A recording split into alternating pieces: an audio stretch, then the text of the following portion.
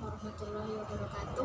Perkenalkan, nama saya Kristianawati Satya dari kelas 2 PIB dengan NIM 21411040601. Di sini saya akan menjelaskan materi tentang permasalahan pendidikan di Indonesia. Topik bahasan yang akan kita bahas kali ini adalah tentang pengertian permasalahan, pemerataan pendidikan dalam hal mutu, permasalahan dalam efisiensi pendidikan, permasalahan dalam hal relevansi pendidikan.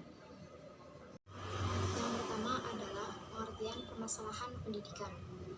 Masalah menurut KBBI adalah sesuatu yang harus diselesaikan. Dapat disimpulkan, masalah adalah sesuatu yang membutuhkan penyelesaian karena terdapat ketidaksesuaian antara teori yang ada dengan kenyataan yang terjadi.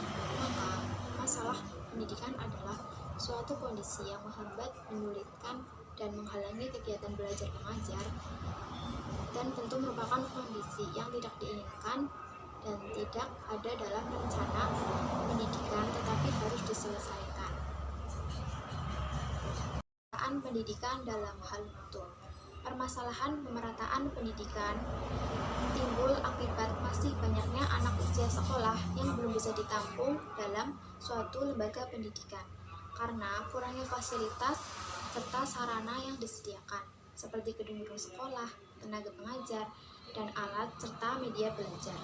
Ada dua faktor yang mempengaruhi kualitas pendidikan, khususnya di Indonesia, yaitu yang pertama faktor internal meliputi jajaran pendidikan seperti Departemen Pendidikan Nasional, Dinas Pendidikan Daerah, dan juga sekolah. Yang kedua, faktor eksternal. Masyarakat merupakan ikon pendidikan dan merupakan tujuan dari adanya pendidikan, yaitu sebagai objek dari pendidikan. Ada beberapa masalah yang berhubungan dengan rendahnya kualitas pendidikan. Yang pertama, rendahnya kualitas sarana fisik. Yang kedua, rendahnya kualitas guru. Yang ketiga, rendahnya kesejahteraan guru. Yang keempat, rendahnya prestasi siswa. Yang kelima, kurangnya pemerataan kesempatan pendidikan. Dan yang keenam, mahalnya biaya pendidikan. Upaya pemecahan masalah kualitas pendidikan. Yang pertama, seleksi yang ketat terhadap calon yang akan masuk sekolah lanjutan atau tempat kerja. Yang kedua, pelatihan dan pengembangan kemampuan tenaga kependidikan melalui latihan, penataran, seminar, dan lain-lain.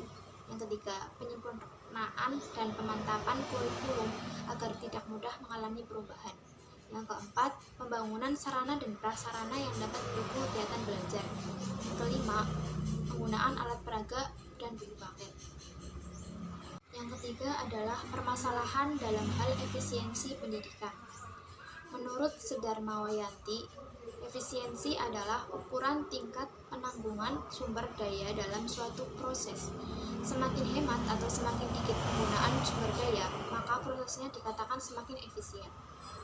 Efisiensi pendidikan merupakan cara mencapai tujuan pendidikan dengan memperhatikan tingkat efisiensi waktu, biaya, tenaga, dan sarana. Masalah efisiensi pendidikan membahas bagaimana sistem pendidikan memanfaatkan sumber daya pendidikan yang ada untuk mencapai tujuan pendidikan. Beberapa masalah efisiensi pendidikan diantaranya, bagaimana tenaga pendidik dapat difungsikan dengan baik, bagaimana sarana dan prasarana pendidikan di Indonesia dapat digunakan dengan sesuai fungsinya, dan bagaimana pendidikan di Indonesia dapat dilakukan dengan semestinya. Masalah efisiensi pendidikan dapat terjadi karena berbagai faktor, yaitu tenaga pendidikan, peserta didik, kurikulum, program belajar dan pembelajaran, sarana atau prasarana pendidikan, dan suasana sosial budaya. Keempat adalah permasalahan dalam hal relevansi pendidikan. Relevansi pendidikan menurut Burhan Yurgiantoro adalah adanya kesatuan antara hasil pendidikan atau lingkungan sekolah dengan tuntunan kehidupan yang ada di masyarakat. Dengan kata lain, sistem pendidikan dapat dikatakan relevan jika para lulusan yang dihasilkan suatu lembaga pendidikan atau kompetensi para lulusan berguna bagi kehidupan, serta sebaliknya, jika kompetensi para lulusan suatu lembaga pendidikan kurang fungsional bagi keperluan kehidupan, berarti sistem pendidikan yang dijalankan kurang relevan. Nurgiantoro, relevansi pendidikan dapat ditinjau dari tiga segi. Yang pertama, relevansi pendidikan dengan lingkungan peserta didik atau masyarakat setempat. Yang kedua, relevansi pendidikan kaitannya dengan tuntunan pekerjaan. Yang ketiga, relevansi pendidikan kaitannya dengan perkembangan kehidupan masa kini dan masa yang akan datang. Menurut Nurgiantoro, relevansi pendidikan dapat ditinjau dari 3 segi. Yang pertama, relevansi pendidikan dengan lingkungan peserta didik atau masyarakat setempat. Diharapkan sistem pendidikan yang dijalankan suatu lembaga pendidikan dapat memberikan bekal kemampuan kepada peserta didik untuk dapat bergaul dengan lingkungannya. Kemudian yang kedua adalah relevansi pendidikan kaitannya dengan tuntunan pekerjaan. Lembaga pendidikan bertugas menyiapkan lulusan yang mampu bekerja sesuai dengan 10 kebutuhan masyarakat. Pihak lembaga pendidikan hendaknya melakukan kerjasama dengan masyarakat atau pemakai lulusan tersebut. Dan yang ketiga adalah relevansi pendidikan kaitannya dengan perkembangan kehidupan masa kini dan masa yang akan datang. Pendidikan mampu menghasilkan output dari proses pembelajaran yang sesuai dengan kebutuhan pembangunan. Output pendidikan diharapkan mampu mengisi semua sektor pembangunan yang beraneka ragam. Jika sistem pendidikan mampu menghasilkan output yang baik, potensial dan memenuhi kriteria yang dibutuhkan, maka relevansi pendidikan dianggap tinggi. Suatu lembaga pendidikan tinggi dikatakan relevan keberadaannya jika seluruhnya atau sebagian besar lulusannya dapat terserap oleh dunia kerja yang sesuai dengan bidang dan peringkat atau stratanya. Kemudian, permasalahan pendidikan berkaitan dengan pendidikan dalam keluarga dan sekolah. Konsep pendidikan keluarga. Pengertian pendidikan keluarga. Kata keluarga berasal dari kata kawula dan warga. Kawula yang berarti abdi, yakni hamba, sedangkan warga yang berarti anggota. Keluarga adalah bentuk masyarakat kecil yang terdiri dari beberapa individu yang terikat oleh suatu keturunan, yakni kesatuan dari ayah, ibu, dan anak. Yang merupakan kesatuan kecil dari bentuk-bentuk kesatuan keluarga adalah pendidikan yang diberikan oleh orang tua kepada anak-anaknya, sesuai dengan yang dipersiapkan untuk kehidupan anak-anak itu di masyarakat kelak. Tujuan pendidikan keluarga: mewujudkan keluarga ideal guna terwujudnya keluarga sakinah, mawaddah, dan warohmah, atau menjadi keluarga yang tentram, saling mengasihi dan saling menyayangi sehingga menjadi keluarga yang sejahtera dan bahagia. Ada pula prinsip-prinsip pendidikan keluarga. Prinsip pendidikan keluarga terbagi menjadi 2 macam. Yang pertama, pendidikan keluarga diberikan kepada janin setelah ia memperoleh roh dari Tuhan Yang Maha Kuasa. Karena saat itu telah tumbuh kesadaran kemanusiaan seperti pendengaran, penglihatan, dan rasa. Pendidikan keluarga menjadi tanggung jawab bersama umat Islam. Andai kata seorang anak kehilangan orang tuanya, maka pendidikannya menjadi tanggung jawab masyarakat lainnya, terutama kerabat dekatnya. Tugas pendidikan keluarga. Anak lahir dalam pemeliharaan orang tua dan dibesarkan di dalam keluarga. Orang tua tanpa ada yang memerintah langsung memikul tugas sebagai pendidik dalam pendidikan anak. Orang tua bertugas sebagai pemelihara, sebagai pengasuh, pembimbing, pembina, maupun sebagai guru dan pimpinan terhadap anak-anaknya. Anak menyerap norma-norma pada anggota keluarga, baik ayah, ibu, maupun kakak-kakaknya. Maka orang tua di dalam keluarga harus dan merupakan kewajiban kodrati untuk memperhatikan anak-anaknya serta mendidiknya sejak anak-anak itu kecil, bahkan sejak anak itu masih ada dalam kandungan. Tugas orang tua mendidik anak-anaknya terlepas dari itu, maka itu adalah pendidikan keluarga. Materi pendidikan keluarga.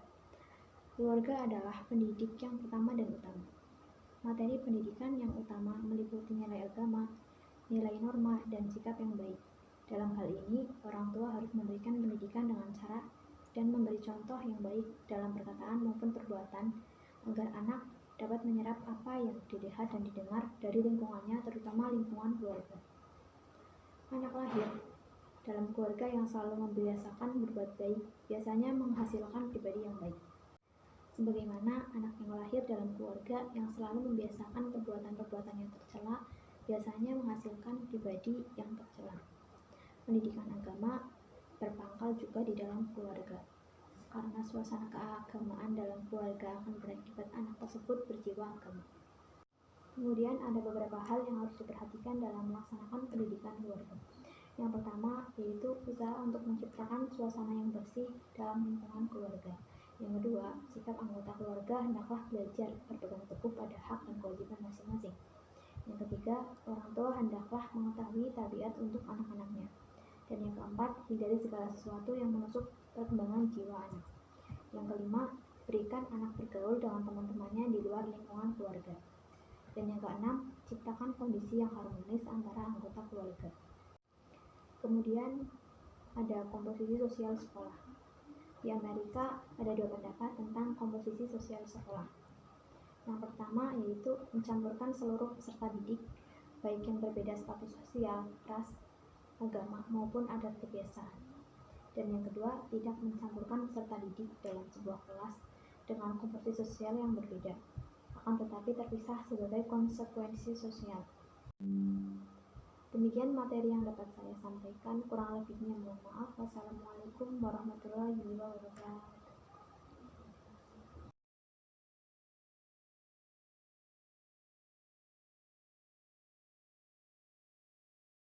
Kemudian ada beberapa hal yang harus diperhatikan dalam melaksanakan pendidikan keluarga.